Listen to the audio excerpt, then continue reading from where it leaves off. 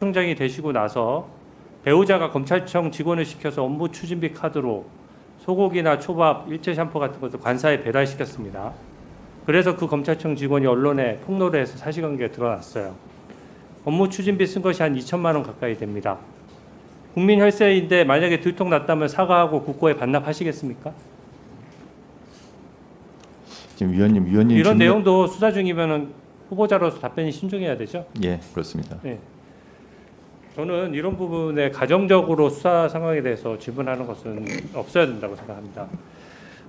저는 후보자께 하나 당부드리고 싶은 말씀이 있는데요.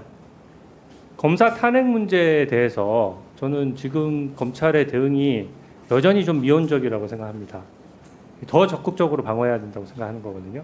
이건 일종의 수사 외압이라고 생각하고 대응을 해야 되고, 대검 대변인은 검찰총장 개인의 대변인이 아닙니다. 검찰 전체를 대변하는 대변인이죠.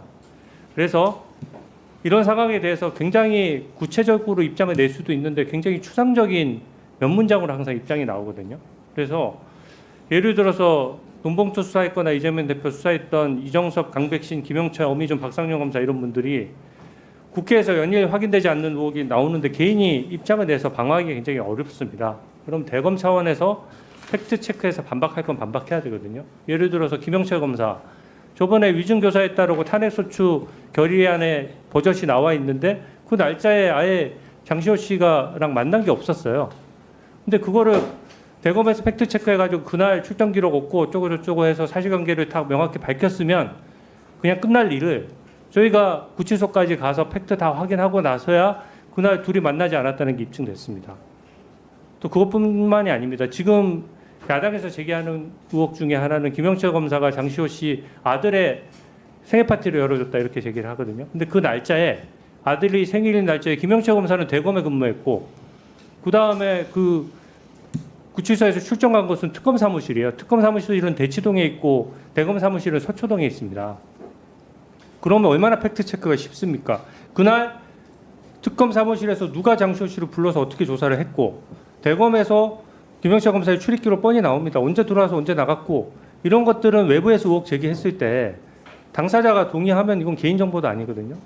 근데 이런 팩트체크를 국회에서 의혹 제기한다고 해가지고 계속 뒤로 빠지고 팩트체크를 정확히 안 하고 그냥 추상적인 단어로 반박을 하니까 이 의혹이 점점 커지는 거거든요. 나머지 검사들도 마찬가지입니다. 지금 나오는 내용들에 대해서 검찰총장이 되시면 본인 일처럼 적극적으로 대응하시겠습니까? 예, 그렇게 하도록 하겠습니다. 사실 검사들에 대한 탄핵 소추는 탄핵이라는 것은 정상적인 사법 절차나 징계 절차에 의해서는 도저히 제어가 되기 어려운 중대한 위법적인 행위가 있을 때 아주 비상적 예외적으로만 이루어져야 됩니다.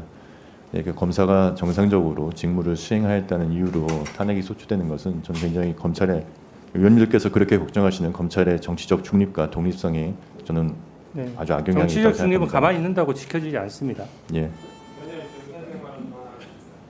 네, 김현우 의원님. 네. 지금 의원님 질의 자체는 매우 정치적 중립 의무를 위반하는 심각한 요구를 검찰총장 후보자에게 했고 검찰총장 후보자는 거기에 부안해동해서 말도 안 되는 답변을 하고 있습니다. 들어보세요. 좀 그만 좀 대변하세요. 그렇게 검찰이 무서워서 검찰 지금 변호해합니까? 들어보십시오.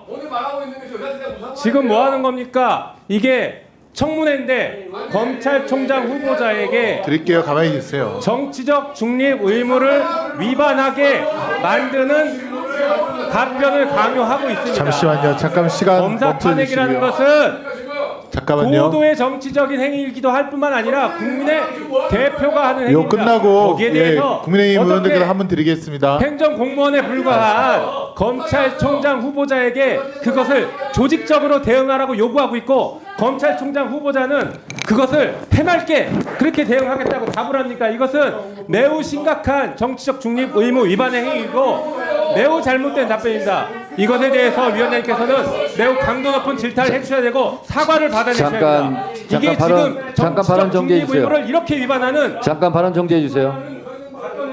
자,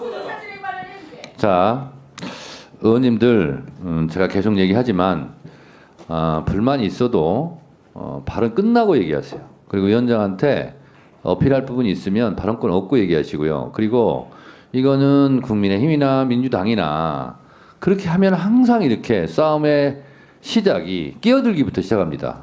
그러니까 항상 위원장은 경고를 하게 되고 또 경고를 특히 많이 받는 송석준 의원님 같은 경우 경고 받으면 얼마나 억울합니까? 왜 나만 경고하냐 또 이럴 수도 있고 그래서 끼어들기부터 모든 사단이 시작이 되는 거예요.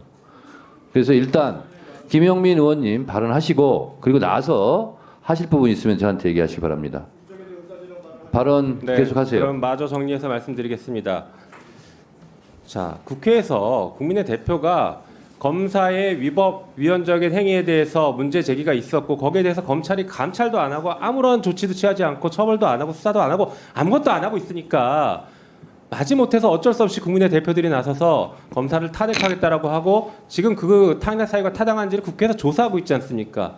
그러면 정상적인 국가이고 정상적인 여당이라면은 정신 나가지 않는 여당이라면은 지금 검찰총장 후보자에게 그렇게 얘기할 게 아니라 국회가 조사하는 것에 대해서 적극적으로 협조해라. 검찰의 명예를 위해서라도 협조하고 털 건 털어라. 억울하면 국회 나와서 얘기해라. 이렇게 조언을 해야지. 어떻게 조직적으로 대응하지 않고 있냐. 검찰이 적극적으로 대응해라. 뒤에서 대응해라.